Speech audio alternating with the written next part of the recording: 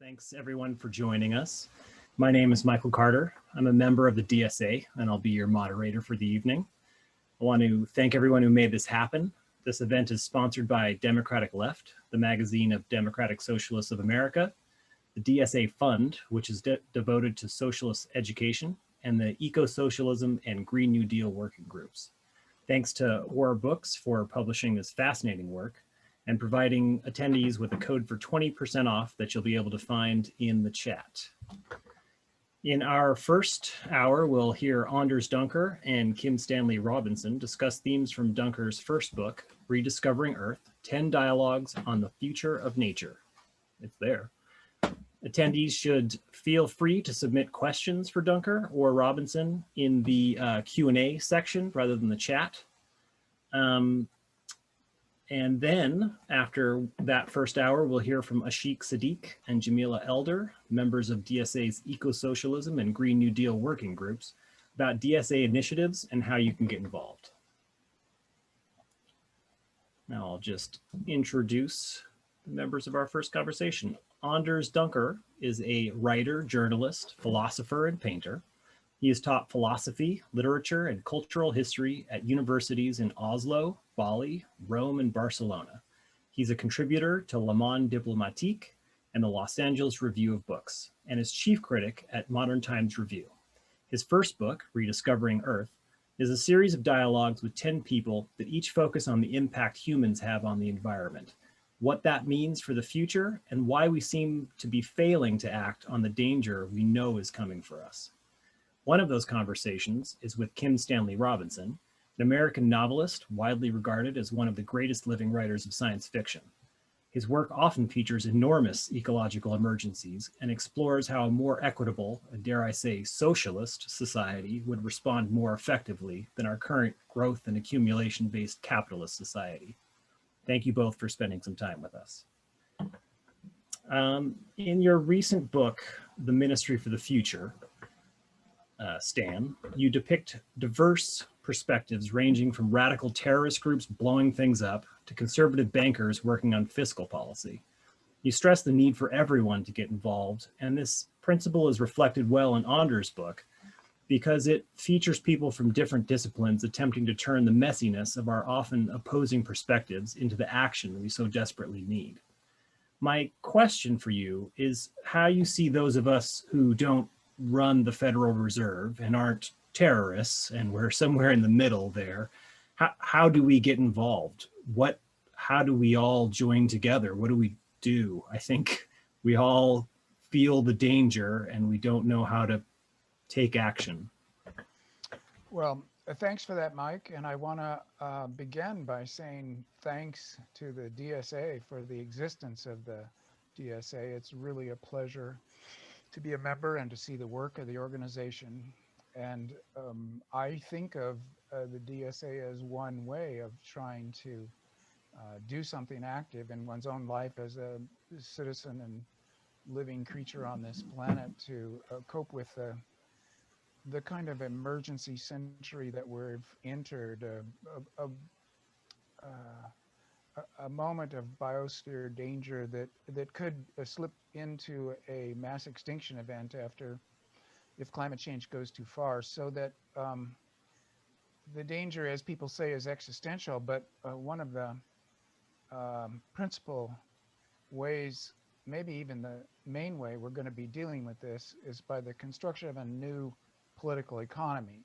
So it is indeed true that the problem being global needs global solutions. And then people talk about top-down, but let's just say international or global. The agreements of the nation-state system. It's also going to be bottom-up, every living person doing their part. And then I've been thinking that there's something between those two that you might call side to side because of the spatial metaphor of top down and bottom up. Side to side meaning that all of the organizations that are mesocosms between the individual and the global civilization that we're part of are meaningful in this struggle, and it is a struggle. and that comes down to doing things as individuals, joining up into groups like the DSA, but also like your town, one's town's volunteer boards for experts, school boards running for office at the town and county levels. In other words, there's a middle range, side to side political activity that is not neither well described by top down or by bottom up, side to side. And so, thinking about the DSA, um, I'm Anders is Norwegian, although living in Los Angeles, and he can talk about this. But in the European systems, DSA could be a party. In the parliamentary system, you could get representation in, say, your national parliament with rather small numbers, and make an impact that way by becoming a part of a coalition government or in a minority fighting a coalition government that's in power. Well, in the United States, we've got this two-party system that we're stuck with. So, and the DSA has about 75,000 members. It's good, but something like 150 million people voted in the election. So it's relatively small. And we are in a two-party system where if you make a third party that splits, then you tend to harm the party that you're closest to, weakening it and strengthening the party that you oppose. So there's a tactical problem as Americans in the DSA wondering how to cope with the two-party system. And what I'm seeing happening, and what I would like to suggest to answer your question, is that any given member of the DSA is part of a 75,000 person think tank and advocacy group. So, and this is powerful because it's a gift economy where people are volunteering their time and collating their ideas, hashing them out internally within the organization, and then going out there and providing the Democratic Party with um, tools, with ideas, such that I've heard this said, and I quite agree with it, that in many ways, Bernie Sanders' campaigns won because they changed the Democratic Party. And although he himself was not nominated or elected, the uh, policies that he advocated so strongly and so articulately have, to a certain extent, been taken on board by the larger party that we are a wing of. And indeed, because these are somewhat empty signifiers, Democratic Party, I mean, what does it stand for? Well, you can use big nouns that are so big that they get fuzzy and they don't mean anything. Or you can begin to talk about specific policy suggestions. And when the best suggestions coalesce into something like, say, the Green New Deal, then when we get into an emergency, like the pandemic, like climate change, and the party as a large amorphous group of Americans say roughly half. So what should we do? It's very often the case that the think tank that the DSA forms collectively will be the one providing the best ideas going forward. So just to give a practical example, and then turn it over to Anders, we've got the very strong possibility that $1.9 trillion will be injected into the system as a sort of quantitative easing, assuming that gets passed.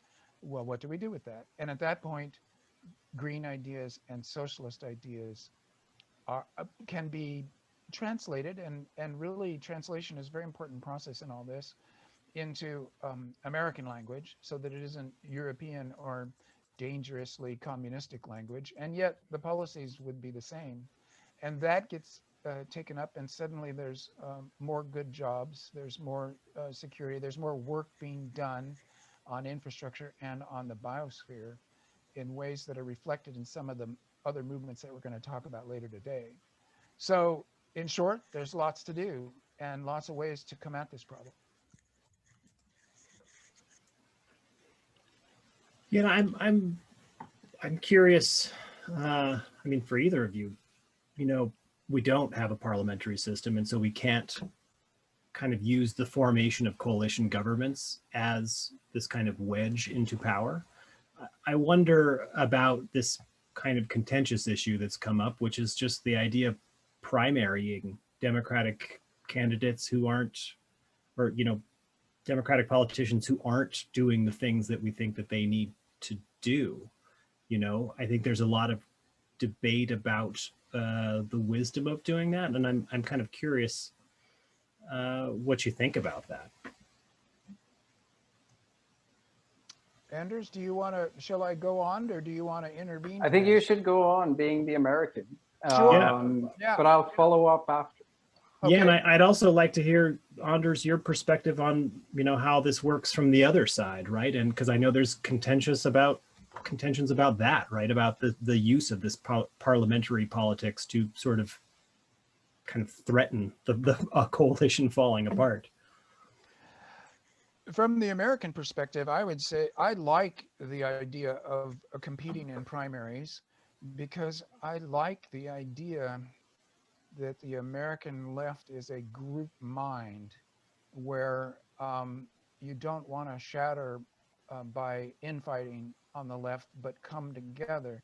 So there's a point at which an internal battle over which set of positions and which people represent us, because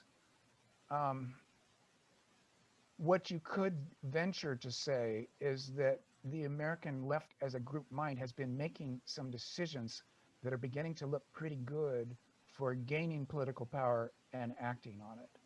And so sometimes the challenge from the left in a primary will lose, but the whoever won, being more center left, will then have to try to hold together that coalition and keep people coming out to vote. So it's a good space, primaries, to pull the party leftward by way of osmotic pressure of simple votes, of a straw poll. It's not quite a straw poll, it's a real primary, but it works as a straw poll for which ideas are getting the most support from the larger American left, which, as we know, starts very moderate center, but needs to hold together to beat the right. So I like primary challenges from the left, and I also like them from the right, because on the right, if the far right were to win a primary challenge, then that would weaken them and be more likely that the right would lose. Both ways, it seems to me that the left wins in this one. And Anders, what is your experience with this from this European perspective of this kind of, this liberal and left relationship, and the at times sort of aggressive way that the left can try to force people more in the center to take left-leaning policies? Well, I think, first of all, the scene is very different in Europe, obviously, with a score of different parties in each country. And we have our green parties that are influential, and also influential in Norway, but they're not strong enough to form a government at all.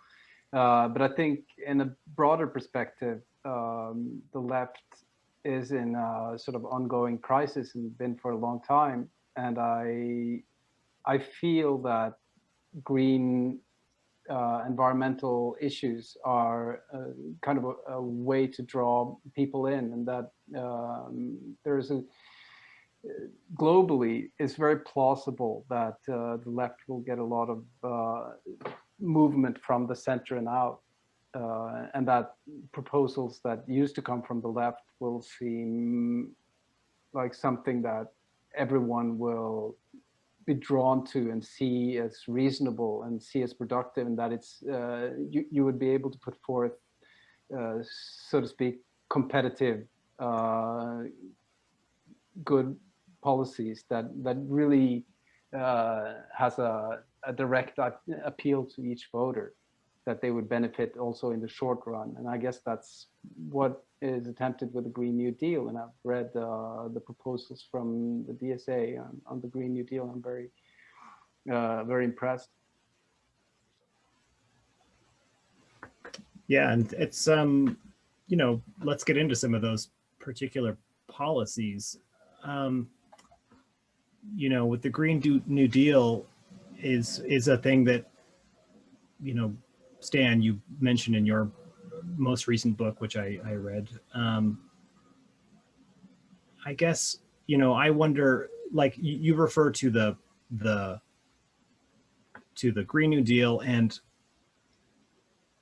is this a thing, you know, do you see, how realistic is it that you think that this will actually get passed in the United States anytime soon? Like, what do you think the outlook on that is, and how can we push that forward when it, you know, there's so much pushback against it, and it's associated with a word that has become really kind of, you know, a bad word in the United States, right? Which is socialism, which means communism, which means all kinds of terrible, scary things, right? And how do we fight back about against this demonization of the thing that we all recognize as being a sort of collective good?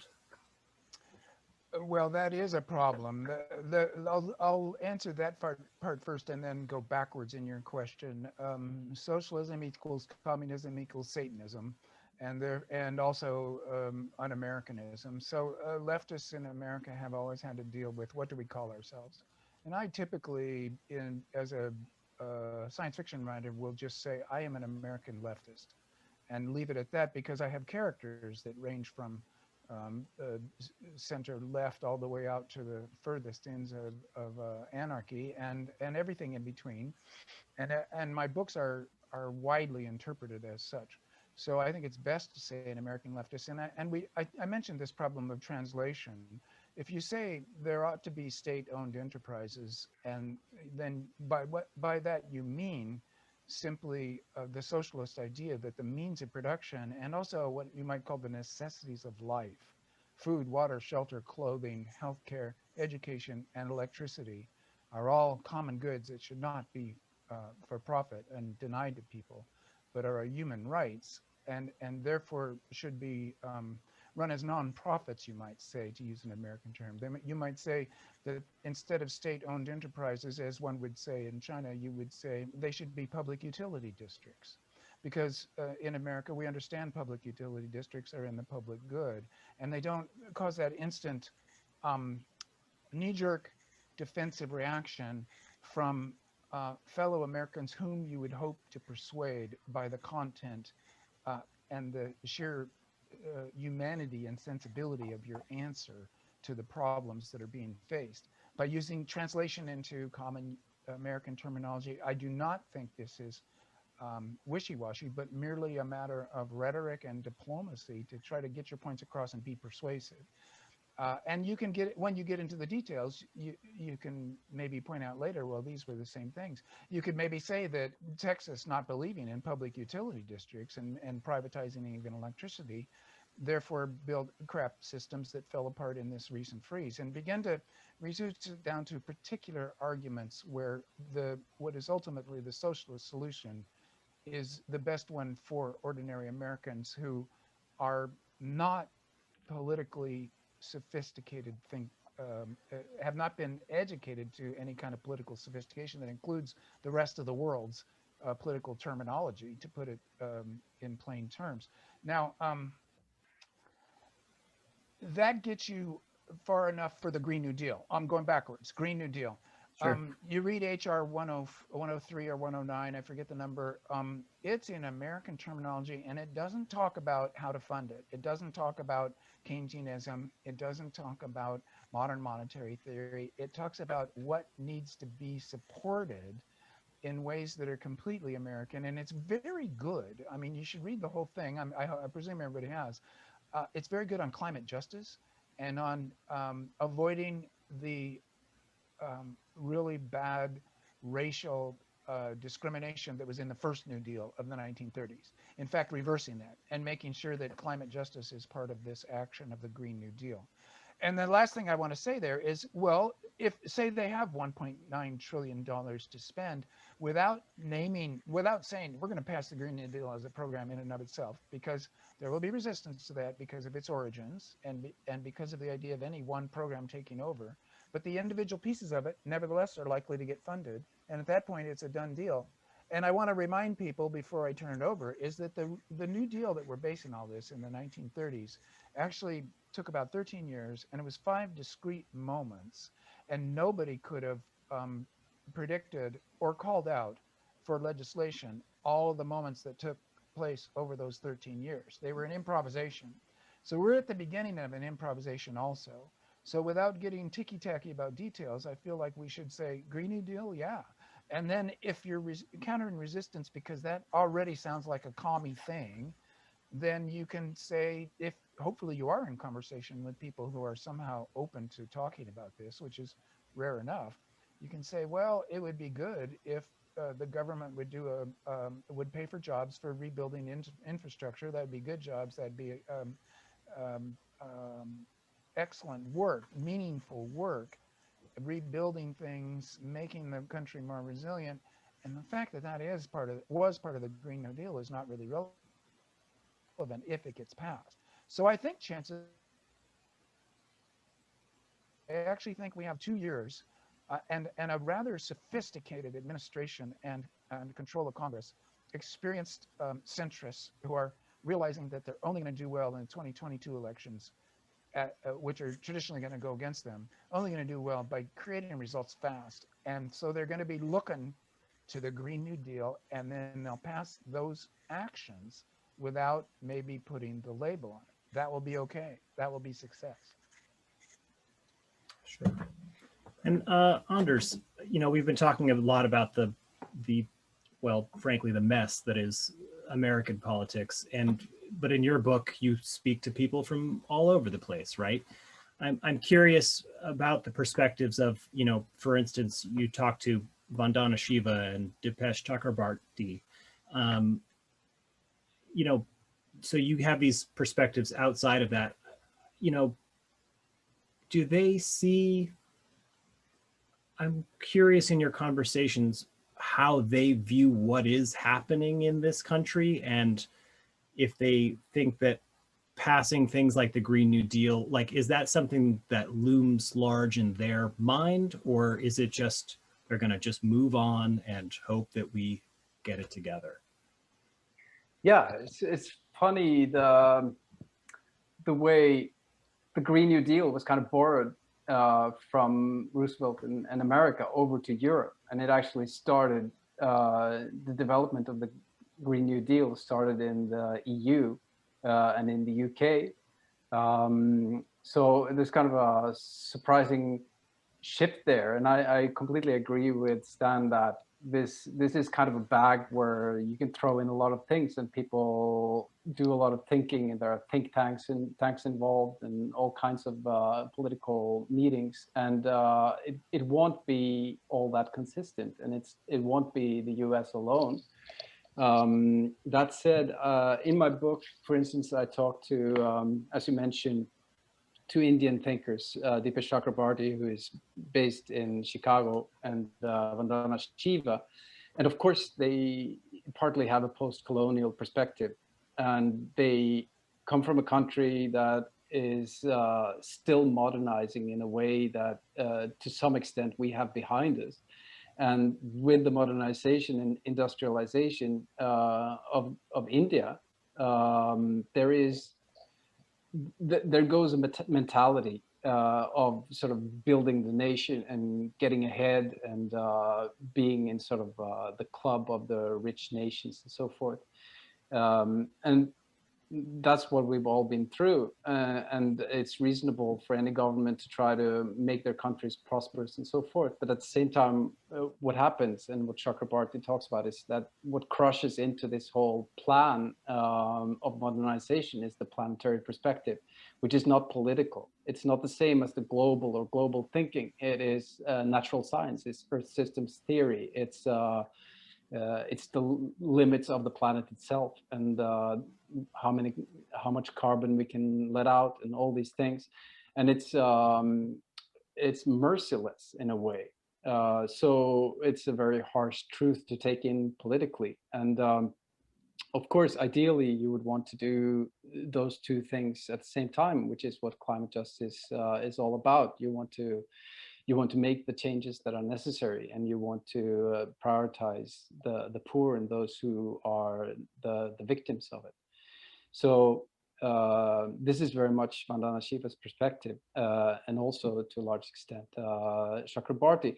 But when it comes to the relationship to the US, well, the book starts with Bruno Latour, and the day I interviewed him, he had just come out with a book that is basically about Trump, and it came out in 2017. And he talks about how denialism is an integrated part of, or was at that time, of US policy, and how that changes the whole game, and how it kind of brings out to the forefront what is at stake. And it speaks a clear language as to how you're thinking if you're not taking in the crisis, and what the political cost is of taking in the responsibilities that we have. So I think in a sense we're past that now. So we're more aware, of course, where we were with Obama, and leaving behind this sort of caricature denialism of the Trump administration. We're in a different place where maybe the risk that is facing us is fake policies and fake solutions, and all the double talk that Greta Thunberg calls people out on when she's in meetings and so forth. There's a lot of talk, and of course, it's not like nothing is being done, but far from enough is being done. And it's very, very hard for people to sort of assess if they are being deceived. And a lot of the, for instance, carbon trading, it's so complex. I talked to someone who was an expert, and she said there's 10 people in the world who really knows this system, how it works, and it doesn't work. And people don't know all these things. And the same thing with direct carbon capture from the atmosphere. There's one such facility in Switzerland, and in 1 year it takes out as much as Munich lets out in a day, something like that. Like, it's negligible, nothing. And it's very hard for people to say. And my book is not written from one point of view, one expert point of view, or even one discipline. So it covers a lot of different disciplines, but it's me asking from a sort of philosophical point of view, from a position of not knowing, just in a Socratic manner. You start out and just try to stop assuming that you know the answers. And of course, some of these thinkers have some straight answers, but it's a lot about sort of trying to understand how long it takes to get all these pieces together and to understand the predicament we're in. Yeah, and I really wonder with this how much you think the challenge is the slow moving nature of all of these crises, right? If all of this happened super fast, that's the type of thing, you run a plane into a building and everyone takes notice, right? But the sea level rises slowly, causing huge amounts of damage, and we're not particularly good at that, right? And and this is actually, from reading your books, Stan, they often feature these sort of epic moments of huge levels of destruction that people sort of can't turn away from. I guess I wonder how, if we don't have these huge epic moments of destruction, we can instill this feeling in people that the destruction is still there and real and is coming for us all. Well, it's a good question. And by the way, I've upped my volume. I hope people can hear me better. Let me know in the chat if that's working. There's a propensity in human cognition to feel that if it didn't happen to you, it will never happen to you. So I'm not sure if any one catastrophe will ever push all of humanity into the awareness of the general crisis that is biospheric, the falling into a mass extinction event. It could be that by the time everybody has experienced a bad catastrophe, we'd be past the tipping point into uh, irre- irreparable changes. So I think the challenge is to try to convince people of that. And this is what the scientific community has been doing with the invention of the term the Anthropocene, et cetera, of making the general public aware of the universal danger that is quite profound before we tip over into it and can't get out of it and can still do human things that are within our ranges of powers to dodge the damage. One of the principal of which is a different political economy, post-capitalist, better than capitalism, which is one name for the creation of the problem itself. And therefore, I feel that DSA members and people on the left have um, instinctively or as a result of study and analysis gone to the right solution, the pressure point, where we could convince people in advance. And there have been disasters enough. I mean, from California, it was burning down last summer. Australia burned for a year. There were massive floods happening everywhere. The glaciers are going away such that the water for 1 billion people in Asia is beginning to go away, etc. And what I'm seeing is that what Marx would have called the general intellect is now aware that we're in this existential global danger as a single civilization. I say that because in 2004, when I published 40 Signs of Rain, that awareness did not exist. That was regarded as an oddball science fiction story of something that could happen but wasn't really happening. And now, with Ministry for the Future, 15 years later or whatnot, we are in a different world of awareness. And time is late. I mean, we're told that we have about 10 years to massively cut our carbon burn into the atmosphere. And that's only one of a whole complex mix of problems, as we all know. But I'm saying that this is now generally everybody who owns a phone, which is almost everybody on the planet, has an awareness of this and that it has to be acted on collectively by the world community. So that first step has been taken. And I think more catastrophes will just hammer home a point that has already been kind of won. Climate denialism now is stupid and it's shifted instantly to doomism. So people won't say the climate isn't changing because that's become too obvious. They will say, well, there's nothing we can do about it. So let's just party on. So we are in a different moment of the discursive battle, and one where a lot of people are going to say, well, we can't just ignore it and party on. We can't say doom. We've got our children. We got the generations to come. We actually have to struggle harder than ever now.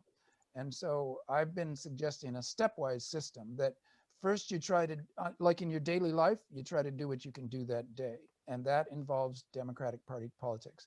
All of us on the left know that the Democratic Party can get bought by capital and often has been. And it gets into power and it doesn't do anything very, very impressive. But now in this somewhat more emergency-like understanding, it could be that old solutions from the left will now be seen as simply common sense, the only way out, full employment, working on biosphere, general health care, justice, climate justice, and general social justice. This is beginning to look like, for more and more bigger percentage of the populace, the obvious thing to do. So I think we're at a different inflection moment that could be subtly revolutionary. Yeah, and speaking of these things that may hopefully become common sense, and I think are common sense in other places, are things like something we're going to hear about later tonight, and I've been thinking a lot about because of what's happening in Texas, which is things like nationalizing the grid. Like, do you, and I guess, Anders, I'll just ask you, like, do you think that, for instance, nationalizing our power grid is a prerequisite for these types of changes? Is it possible to work with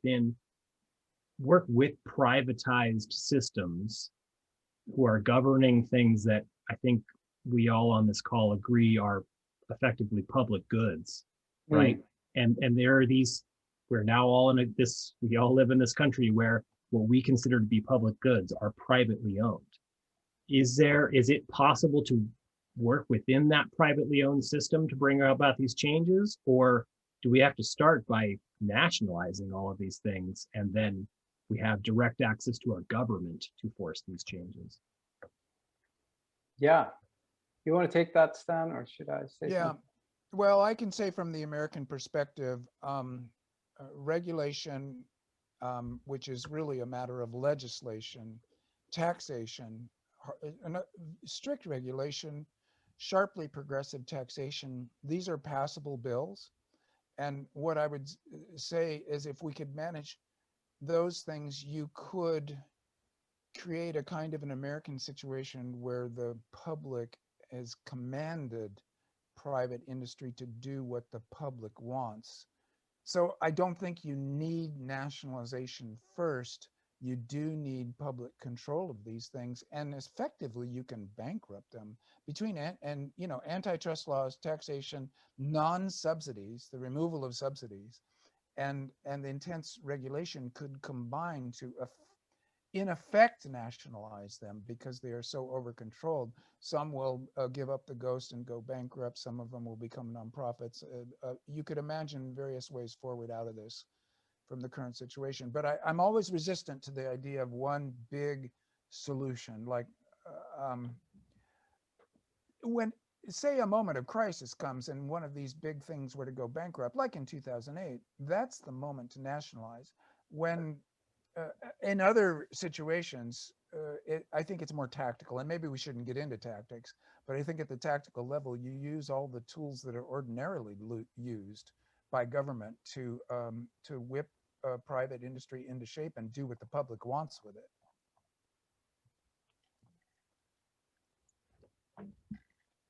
Yeah.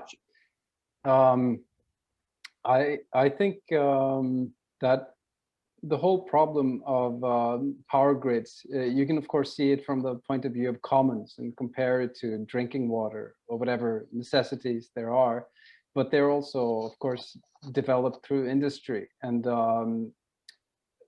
Bernard Stiegler, who is one of the participants in the book, he is a philosopher of technology.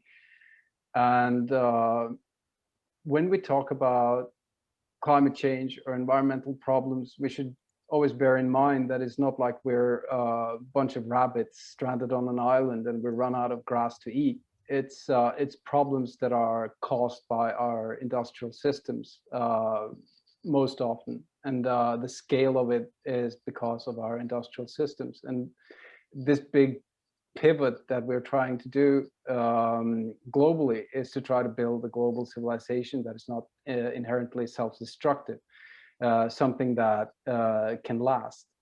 And something as mundane as a power grid has a place in this argument, because when systems become exposed to market mechanisms and when they are being owned by multinationals, they become uncontrollable in a way that we did not see so often before, and especially not in a country that I come from, like Norway, where a lot of things were state-owned and hence controlled. But when you have this over national, multinational companies, and you have technologies that are sort of uncontrollable because of the market, you enter a very dangerous territory. So what Bernard Stiegler says is it's not just about ownership or nationalizing it. Of course, national borders are hard to maintain in a globalized world, but you need to localize the systems somehow, because it's also not just that we've discovered these problems, we've discovered climate change, or we've discovered the damage that we do to ecosystems. It's also that we are losing the knowledge we once had.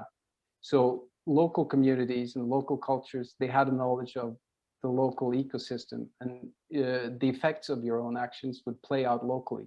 Now we're in a totally different game, and what happens with industrial systems running out of control is, and this is a Marxist point, is proletarization. And you're proletarianized in the sense that you lose your knowledge. So there is a connection between being a part, a cog in the machine, so to speak, and losing knowledge and losing autonomy. So that from this perspective, what happens even to politicians, even to bankers, even to people that are heads of big companies, is that they no longer know how to control the game they're a part of. They're puppets to movements and systems that are either moving too fast or they're incomprehensible. So somehow you need to innovate the political structures and the social structures as the technical systems evolve, and we're way behind, and we have to move faster and faster. And that's one fascinating thing in the Ministry for the Future, which I would want to ask about, is there's a chapter where there's conversation with Janus Athena, I think. There's this discussion about AI and how technology could plausibly or possibly change the political structures, and that we would have new tools to sort of rig the system in a different way that might be actually productive. I wonder, is this something you stand for yourself, or is it just one facet that you explore? Really, it's just Janus Athena. I myself feel that the old style politics is going to rule, and that AI is like a calculator and um, n- not intrinsically helpful at the political level. I have a character who thought that more than I do myself. I'm reading the chat line, folks, and it's really interesting. I wish I could respond to everything, but I do want to say a couple of things along the way. That carbon taxes, if they were progressive and you took away the subsidies, you could crush the profitability of burning fossil fuels, and that would make a difference, a huge difference. So do not write off carbon taxes, because this is a tool that already exists that could crush profit. And you all already know this. Capital will only be invested at the highest rate of return, and it will not be invested for moral considerations of the good of the biosphere. It is an algorithm, a stupid algorithm, and this is why capitalism is so bad for us all. Capital is invested at the highest rate of return, and these highest rate of returns have been badly miscalculated by cheating future generations. So there is a system available for crippling that, and right now, fossil fuel extraction is being massively subsidized, even since the um, the signing of the Paris Agreement. Something like $2 trillion more has been invested in more fossil fuels. This is crazy and can be ended. If you had progressive taxes where the more carbon you burned, the more you would have to pay, people would burn less. And also, you could make a fee bait and make some of that money go back to citizens and help them out. Fine. But just making sure it isn't profitable will crush it. Lastly, I want to make this point about nationalization. Almost all the fossil fuels on this planet are under the controls of national governments already, including the United States, because most of the drilling's done on federal lands. So we give licenses to people, to private companies, so that you can demonize if you want, and I do all the time. Call it Exxon, because they're kind of the worst. They have to get leases from the United States government to drill most of the stuff they drill. Although around the world but it's all powered, of course, by the United States imperial system that we're still in, the military. All of that can change at the federal level by way of legislation. It's already nationalized. We just give, and I agree with everybody who says this is Democratic politicians in Washington as well as Republicans. They're semi-bought, and they want funding, and so they do what capitalists ask rather than what their constituencies ask. This is a fatal problem that it would be nice to solve. In the meantime, we solve it by being eco-socialists and by trying to up the numbers and work by way of the discursive battle of convincing people for these acts of legislation. A big new party from the left is not going to appear. Our salvation is in making the Democratic Party that already exists into true leftists that they so often have wimped out on. We are, in fact, part of the Democratic Party and need to drag them to the left. At least this is my view of it. So we've only got about 15 minutes left in this first hour, so I want to get some of these attendee questions in here. We've got a question from Justin Clark about this half Earth concept that you find that is in your most recent book. It's the question here is just I recently read your article about how living in cities can help us combat climate change. Could you elaborate on your half Earth suggestion and what we who live in cities might do on an organized level? Yeah, thanks for that.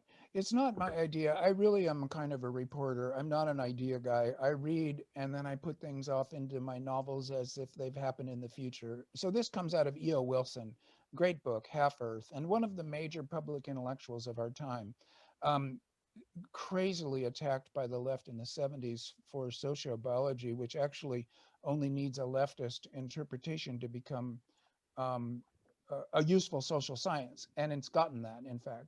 So, okay, Wilson says the rest of the biosphere matters crucially to humanity. This is the eco part of eco-socialism.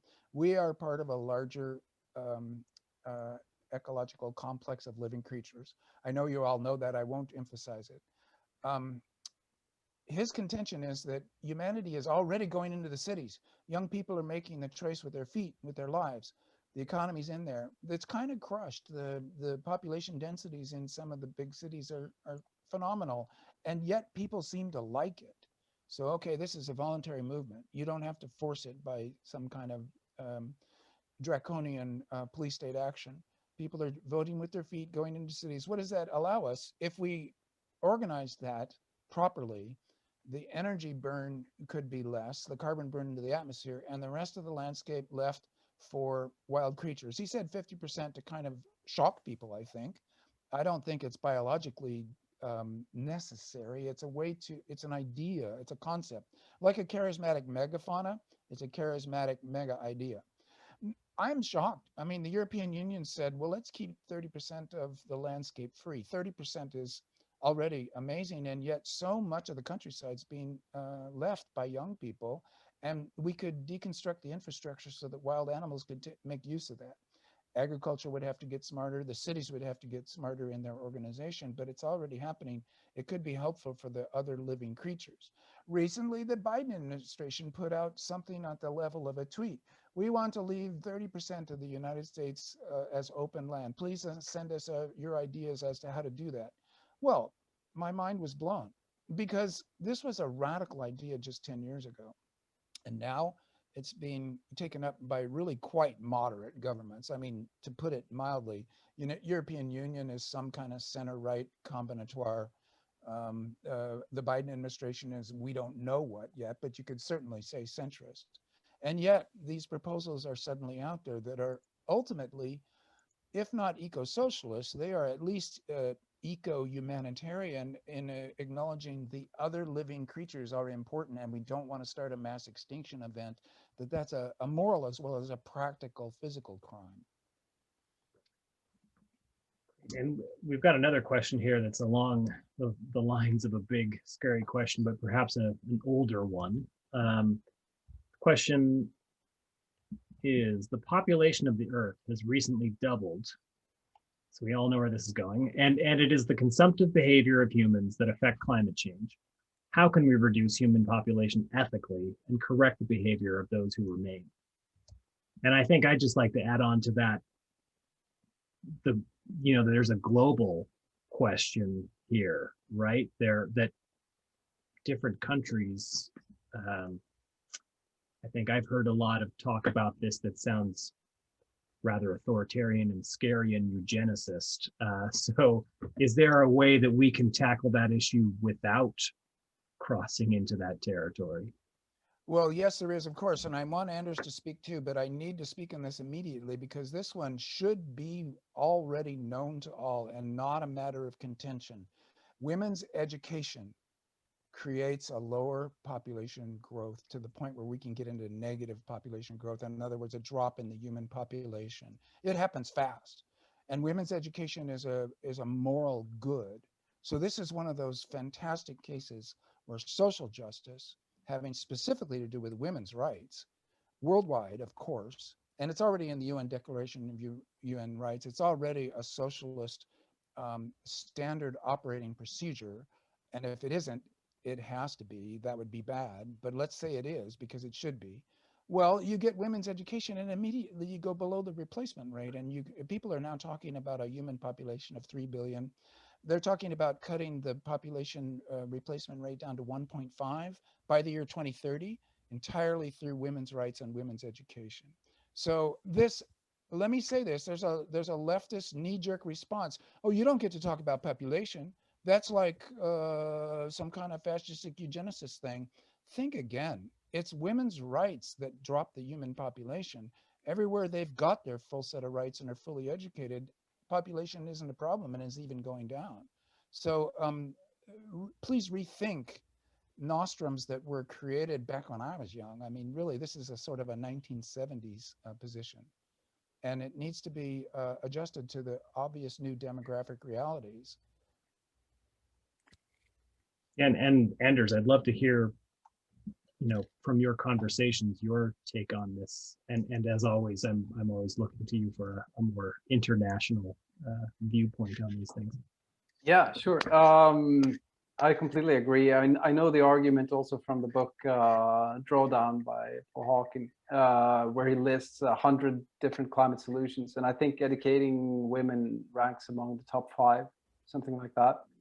And it's one of those things that is beneficial in several ways. And I think even if we're in a very dire predicament, there are quite a lot of win-win solutions also within agriculture that we could embrace. So this is certainly, yeah, it's a problem that could very much be solved.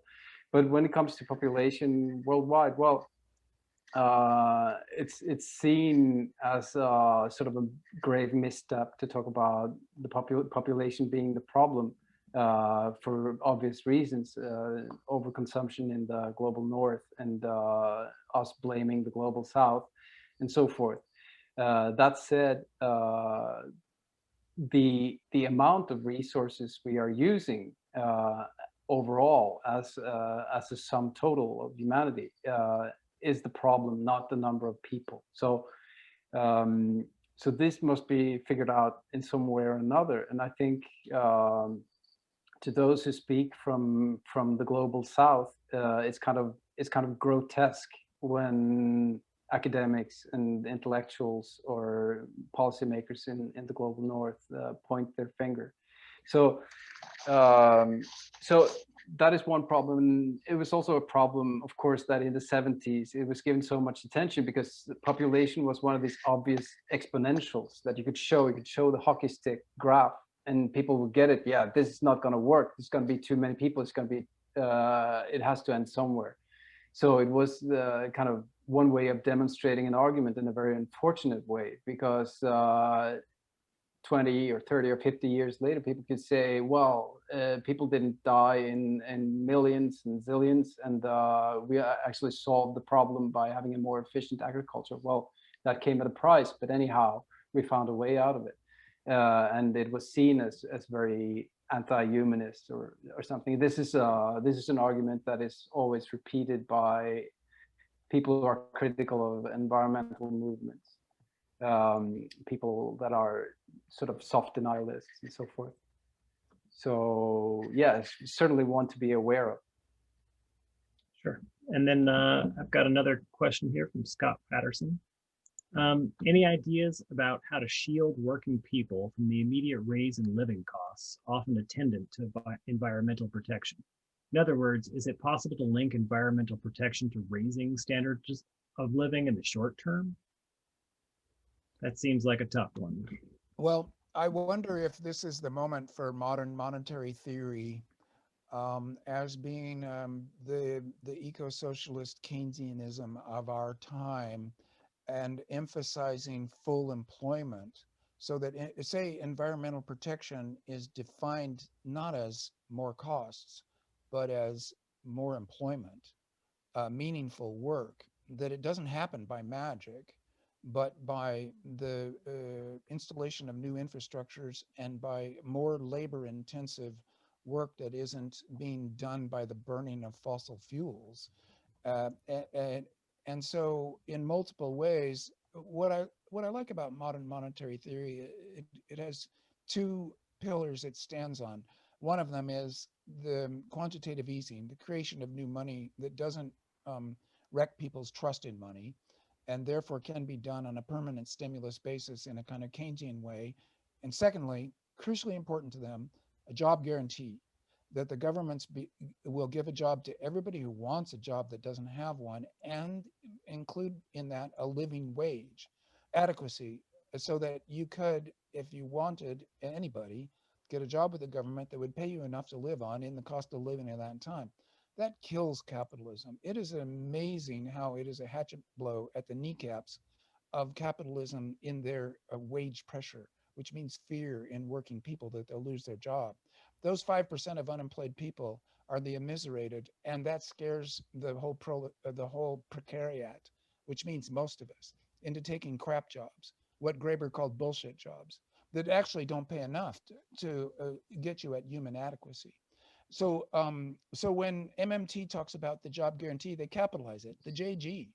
And it isn't just making up money and giving it to banks like we did in 2008 to do their similarly stupid things to before. It's making up money to pay anyone who wants a job at a living wage in a job guarantee setup that then sets a floor that private enterprise could never go below, or else they would get no workers at all. It's a very powerful leftist technique, and I hope that it gets more widely talked about and put into position. I've lost track of the question I was looking for, but I do remember the gist. Has been sticking in my mind. It's this question of, capitalism is a system based on growth, which seems to be antithetical to everything we're talking about doing here. How important is it that we shift away from a society obsessed with growth, and how can we break what feels at times like a religion of growth for people,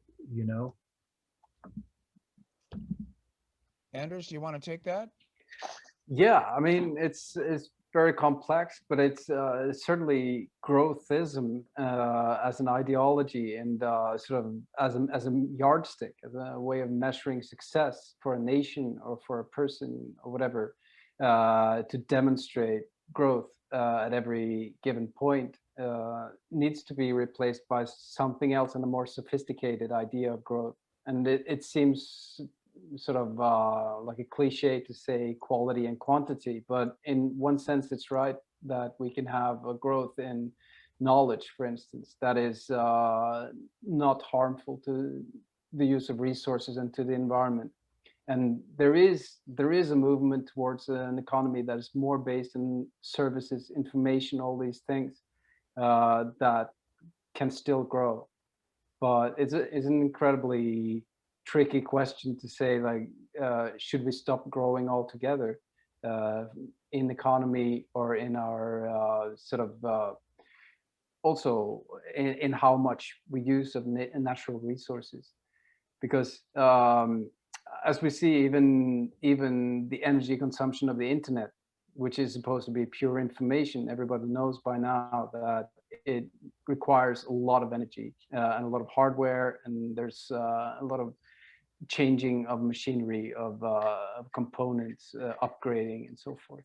So the dream of like moving the economy entirely into a field that is based on information is, of course, an illusion. But I don't think there's a very simple answer, but it sort of begs the question: if you want to replace capitalism with something else, how different can it be? Are we able to imagine the kind of society, the kind of economy that could run on for not only 50 years, 100 years, but for 1,000 years? Is anyone capable of dreaming up a way of living in this world that is not consuming in an irreversible way? I think that's an enormous challenge, and I think we're nowhere near imagining that kind of a society. I want to add that I don't like the term degrowth just as terminology. and I know what it's referring to, but I think that it essentially falls into a simple binary rather than a dialectical term. And it seems to acknowledge that we still need to do something that is quantitative. And so growth is such a general term, and I know it is necessary. In fact, capital has to grow or else it isn't doing its job, as people have said in the chat. That's absolutely right. It's definitional. But to get out of that and become ecologically sustainable over the long haul, you need post-capitalism. So there needs to be a different definition of who owns capital and what we do with it. And the growth would have to be in, as Anders suggested, uh, a, a knowledge, but I would also say sophistication, stylishness, a growth in the ability to appreciate life without burning more of the earth's resources than you're putting back in. Because a lot of our supposed wants are um, falsely pumped up in a commodity way by capitalist advertising and the like, we live in a somewhat false reality of what's actually fun or fulfilling. And so growth could be in growth of intelligence or wisdom, of getting to a lower carbon burn and use of the earth's resources and a higher happiness. So there are some indexes, because growth is kind of an economic index, again, capitalist. So you propose new indexes that rate different things. You ask people what they want out of their lives, and then you make that into an index that can be measured by economists who are no longer capitalist economists. It's important to look at socialist economics and see where it was fatally flawed by trying to compete with world capitalism. It's important to think about post-capitalist economics as it already exists in the world, like in Mondragon or Kerala. And cooperative movement, that is by no means just another way of being capitalist. If the whole world was in co-ops, you would be in a post-capitalist world of a certain kind. So there are ways of combating this religion of growth, as you called it. Great. Well, we're starting to, I think we're to the end of our hour. It's been great, and I could talk about this stuff forever, but it's time to pass things off to Ashik Sadiq and Jamila Elder.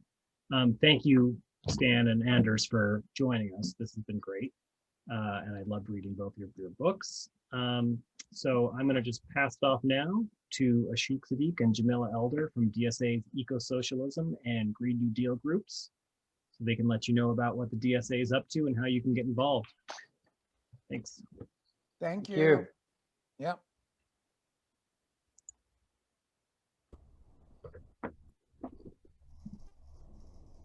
Jamila, you're on mute.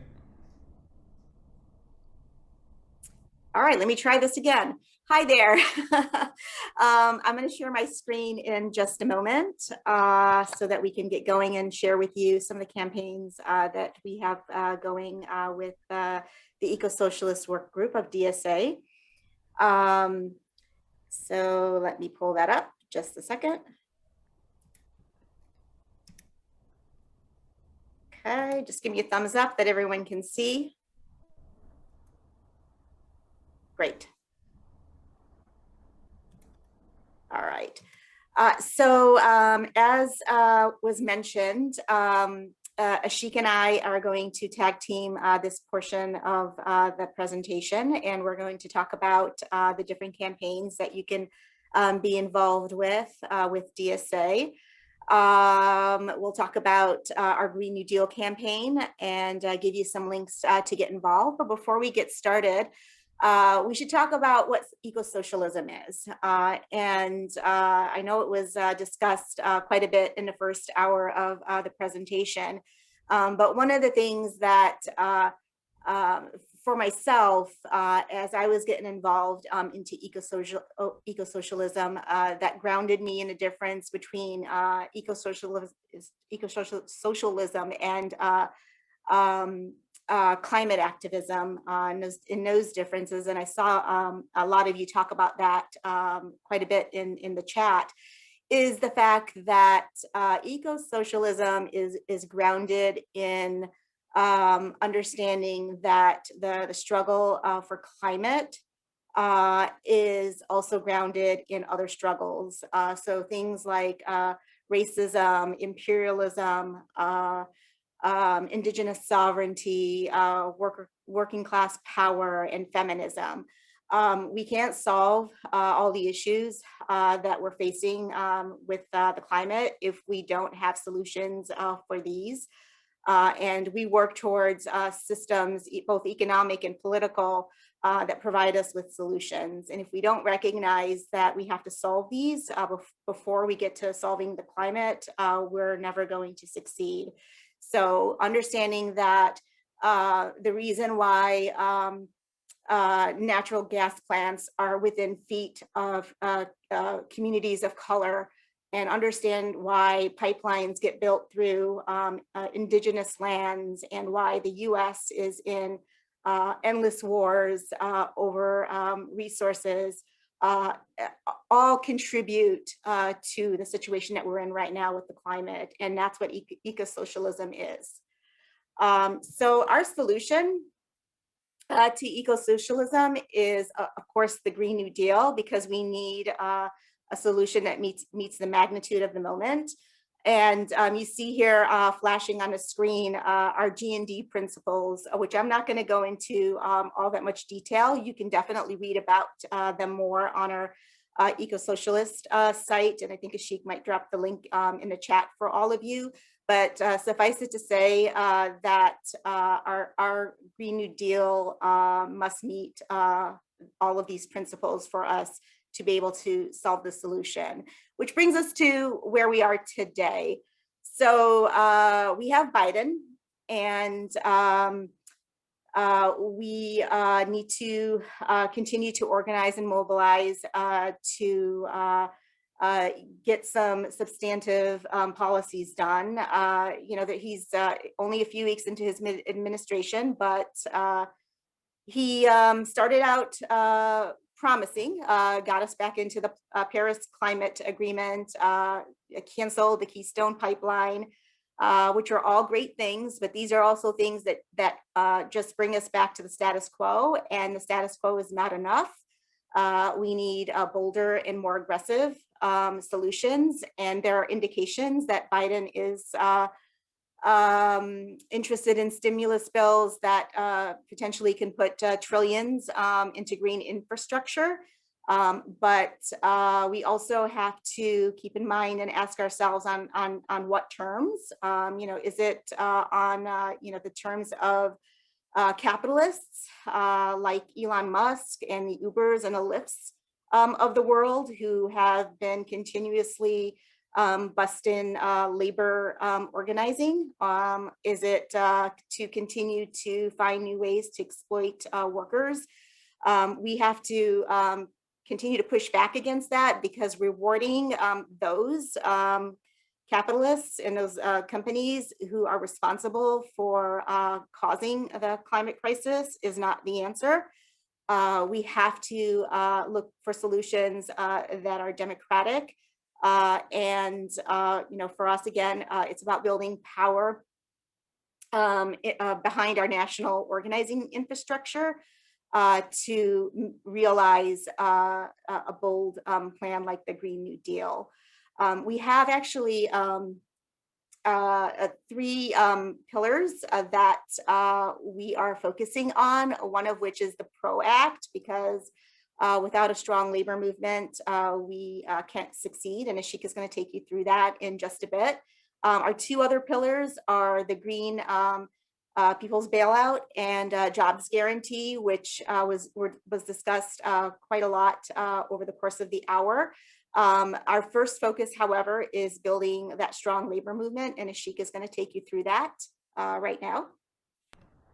Yeah, hi everyone, my name is Ashik Sadiq. I'm with the Green New Deal Campaign Committee and on the steering committee of the Ecosocialist Working Group. So Stan and the other discussants laid out a lot of things that would be very helpful in actually winning an ecological future, like a job guarantee. But in order to win really anything that we want, especially with the government that's still has yet to prove its climate bona fides. We need a stronger labor movement. We need a strong, empowered working class that can fight to win a lot of the changes that we need. So as a socialist organization, that's something that we're thinking a lot about in developing a theory of change that's prepared to win the things that we need toward a Green New Deal and beyond. So a big focus right now for DSA is the PRO Act, which is protecting the right to organize. And the reason this is a key priority is because if you look at the history of really any major gains throughout the 20th century, they were won with the backbone of organized labor that was militant and prepared to put a lot on the line to win big demands. And the labor movement is historically weak right now, but unionization rates are actually pretty comparable to what they were at the beginning of the Great Depression, which is when mass worker action increased really dramatically over that decade to win massive advances for the working class. And that led on to major victories through the civil rights movement and beyond until neoliberalism took off in the late 70s and 80s. So rebuilding that capacity for militant labor organizing is pretty crucial to DSA's theory of change for a Green New Deal. And these charts to show you a little bit about strike actions over the course of the 20th century. There was just a huge spike throughout the 30s, and each year of the New Deal, as concessions were won from the Roosevelt administration, workers did not get complacent. They just kept organizing and getting more radical and organizing more people, and capitalists had to compromise for fear of actual revolution. So workers kept raising expectations and getting even more organized for even more expansive demands throughout that decade. And labor has been on the defensive for decades, under attack by corporate power and neoliberal governments that have worked very successfully to undo a lot of the gains of the New Deal and the civil rights movement. But there has been a recent increase, especially through the time of COVID, in strike actions. And the PRO Act is something that would be a massive gain for rebuilding this capacity. It would, next slide. The PRO Act would effectively reverse right-to-work laws that have been put into practice over the past few decades and are now in place in over half of all states of the United States. And these are laws that have just limited the right of workers to organize. And they have fundamentally racist foundations that were meant to divide workers in the Jim Crow South and throughout the country. So reversing this and allowing and expanding the right to organize would just be a huge boost, and then removing a barrier to organizing. Next slide. So this is a coalition that DSA is participating in right now, led by the Painters Union, IUPAT. Over 100 unions have endorsed this campaign. This is actually something that the Biden administration and many Democrats in power have stated their support for. It actually passed in the House, I think last year or the year before. Now Democrats are actually in power, and it's going to be a big fight to see if they actually pass it, now that they have a slim majority in the Senate. So this is going to be a really big fight. As soon as it's presented in the House and Senate, capitalists, like the heads of corporations, are going to come out swinging to try to limit it. So this is something that DSA is really throwing down for. And we're the Green New Deal Campaign Committee is coordinating with the Labor Commission nationally. So this is a really big step forward for internal organizing across DSA.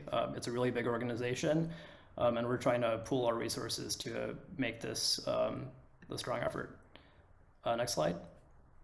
And you might ask, yeah, how do we, like, why is this labor focus a focus of the Green New Deal as opposed to, focusing more immediately on things like public power or a job guarantee, which are more well-known demands that a lot of chapters are organizing for? We are running with the tagline, "Workers and the world unite," which of course is a riff on the famous phrase of the Communist Manifesto, which we altered a bit to communicate that empowering workers and saving the planet should be the same political project. We need to directly refute the idea that there is a trade-off between addressing climate change and material improvements and dignity for working class people, and instead view an empowered working class as the agent of change toward winning transformative policies like a Green New Deal. So in the next few weeks, we'll be putting out a social media campaign and talking points to help people across DSA and beyond get hyped about this campaign and really communicate the importance of winning the PRO Act on its own terms, but also toward real climate action. We think this is a precondition to winning a lot of Green New Deal demands over the next decade. Like, if this can be won in the next year, and it's going to be a big fight, that could really change the political landscape toward winning a lot of the bigger transformative demands that Stan laid out tonight. So this timeline just gives you a sense of what's coming up. We're asking folks to save the date of March 7th for a big mass call where we're going to have a bunch of really exciting speakers that we will be announcing imminently after this call. So look out for that. We'll follow up to folks with folks who registered for this call, or you can check our social media accounts to get details for RSVPing to that. And we're hoping that this is going to be the beginning of a wave of action leading into May Day, which is May 1st. Next slide. You can plug in at this form, bit.ly/DSA ProAct, save the date, and we're asking folks to plug in by just getting involved in their chapters. First of all, we already have a bunch of chapters across DSA committed to participating in this campaign. And we're also working on toolkits to plug folks in who are union members or not to develop stronger relationships with unions in their area who might be willing to participate in this campaign. And yeah, I'll leave it at that, and Jamila will take it back with some other stuff that we have going on. Thank you, Ashik. I did notice in the chat too, many of you mentioned what was happening in Texas, and obviously it's devastated the state and the people who live there. And if there isn't a stronger case for the need for public power, I don't know what is. But we were able to actually quickly mobilize towards the end of last week, and we did a webinar with many of our comrades in Texas within our DSA chapters who were organizing on the ground to help the communities that were affected, and also explain what was really happening within the state, and all of to address the numerous amounts of misinformation and disinformation that is being put out there. So we are continuing to mobilize for the people in Texas. And if you want to get involved, please go to powerfortexas.org, where you can sign up to help. There's never been a greater need for public power. And we have several of our chapters across the country who have campaigns that they're organizing for. And you see the links posted here if you are interested in joining those movements, because what's going on in Texas is basically a failure of the energy infrastructure within the state because of not only direct climate impact, but also because of the vast amounts of privatization, deregulation, neglect, and lack of investment in the energy infrastructure within the state. And this is something that is going to continue to happen, and we need to address it through public power campaigns. One other way to help in Texas, there's a link here if you would like to contribute to the numerous resources that have been put together and donate to mutual aid efforts. So if you would like to help, that is available also. And then, of course, different ways to plug in to the DSA and the ecosocialist work group. We have all of our social media handles here, our site once again, and then we have an email address too if you would like to contact us for any specific questions related to anything we've talked about tonight. We do thank you for sticking around to listen to us. And if you have questions, we would like to be able to answer them for you. I'm going to stop sharing my screen right now. So I can take a look.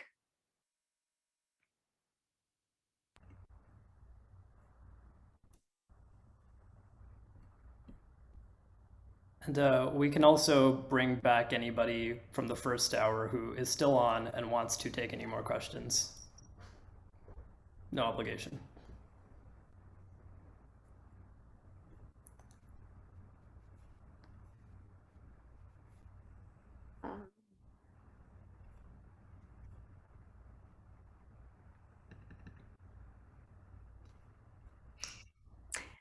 So we have a question here from Maxine. Where is the AFL-CIO in the PROACT fight? That's a great question. So they are in support. This broadly has the support of major labor unions. I think it's still a question of what resources will be put in by which unions to really throw down. So you can see the main coalition that we're participating in at passtheproact.org, which is led by IUPAT, the Painters Union, and there's a bunch of other major ones plugged in, and DSA is part of this coalition.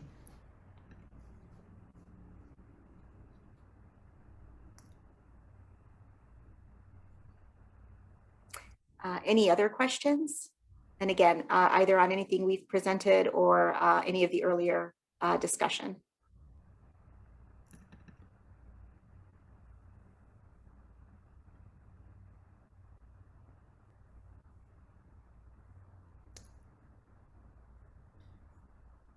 I see a good question in the Q&A. How do we get public control away from the current owners, the funders of political campaigns? Well, a big part of that is through building up organizations like DSA that are independently funded by members and can pool resources to build an alternative to political campaigns that are heavily funded by corporate interests in the Democratic Party, and make sure that we're building up our own people who can run for office and be answerable to orgs like DSA. So, we're only a few steps forward in that regard, but we're continuing to build power.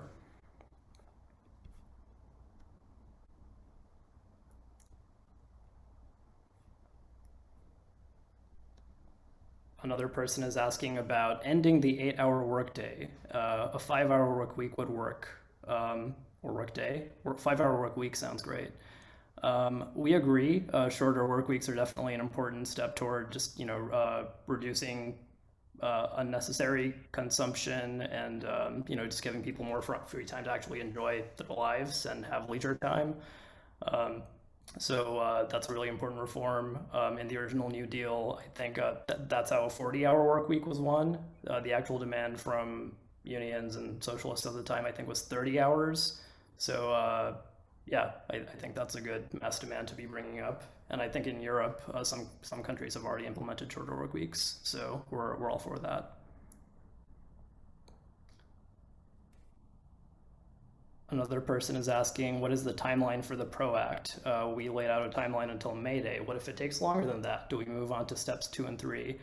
We'll see. I think we just saw something saying that the House might introduce it as soon as next month. And what happens after that, we'll see. But we'll be prepared to escalate and adjust as needed. It could be a longer fight, but we're just starting to pool our resources for it.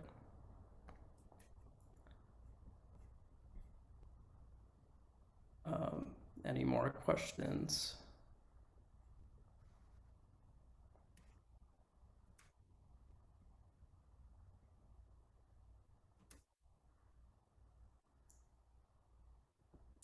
Anyone else?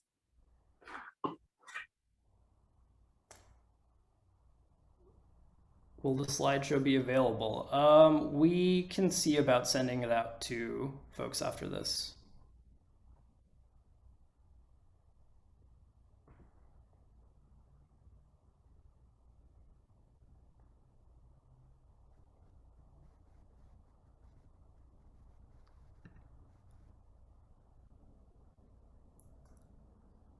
Someone is asking, would you put the initiatives of Bill Gates and the Gates Foundation as example of fake policies? That's a very good question. I would say it's generally very good to have a healthy skepticism of anything that's being promoted by billionaires. and just extremely well-resourced foundations that are often just means for billionaires to shuffle their own money around and dictate what the rest of the world should do. So yeah, I mean, if Anders or somebody wants to take that question, I think it's a really good one. But I think I would say yes. Yeah, I'm following Bill Gates a little bit or quite a bit, and I know that, for instance, he's heavily into researching geoengineering, which is it's very hard to say if that is conducive to the right kind of changes. And apart from that, he's very much aware of people's skepticism towards him. And so rhetorically, it's very interesting to follow him, how he kind of wiggles out. But certainly, I think it's way better that he cares than that he doesn't care. At least it becomes something that he needs to answer to, and he goes ahead as an example in that sense. And I think, well, even Jeff Bezos has tried to sort of position himself as someone who's doing something for the climate. I think it would be wrong not to welcome it, but I think a big doses of skepticism is needed to take it the right way. We do have a question in the chat. Will there be talking points and a PROACT available for lobbying with senators as an example? So yeah, actually, if you fill out, I just posted the link in the chat. So actually, if you go to that link and fill that out, you will be on our list for communications. And we are putting together organizing toolkits and a lot of talking points that you will be able to use for all kinds of organizing. And as Ashik mentioned, we do have a tentatively scheduled webinar on March 7th, where we will talk a bit further on what types of things you will be able to do as part of the PROACT.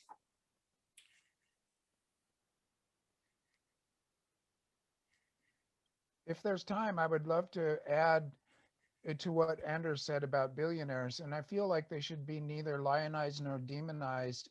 But as socialists, we should insist on the fact that there should be no such thing as billionaires at all, that the system itself is malformed. And there should be a cap on personal wealth as well as a floor that keeps people from falling into misery. But the whole, it's part of the, what you could call the personalization of our commodity culture to make these individuals into heroes or villains, when in fact they're just the people that have stumbled into the first internet store or the first internet pay system, et cetera, et cetera. They're not exceptional in any way, except for this wealth which ought not to exist. And we ought to make that point every time we talk about them. And thank you, by the way, I've been listening in. It's been, I really think eco-socialism is the term, if you had to pick one, that covers all the necessary bases of right now. So I'm really happy to see that part of your program. Thank you. That's all for me. Great. Perfect.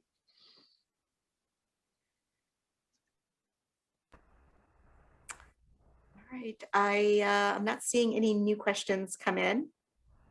But you hopefully have our contact information. There's an email address that we posted. And if you think of other questions, please feel free to reach out to us. And we hope you will join us in this movement. And we would love for all of you to be a part of the organizing efforts for the PROACT and beyond. All right, thank you, everyone. Thank you.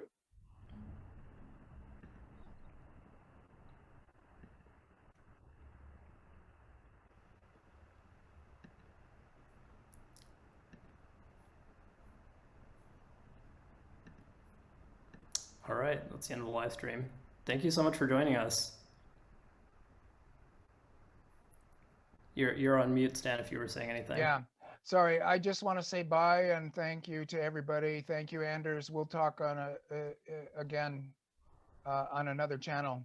And I have to split. Oh, thank you, Mike. That was really Yeah, appreciate- thanks, Mike. And appreciate thanks the a lot to you moderating. too. Yeah. Yeah, Thanks. thank you all. Thank you. Wonderful evening. Yeah, Have this a was good really evening, fun. everybody. Bye. Yeah. Bye-bye. It was great.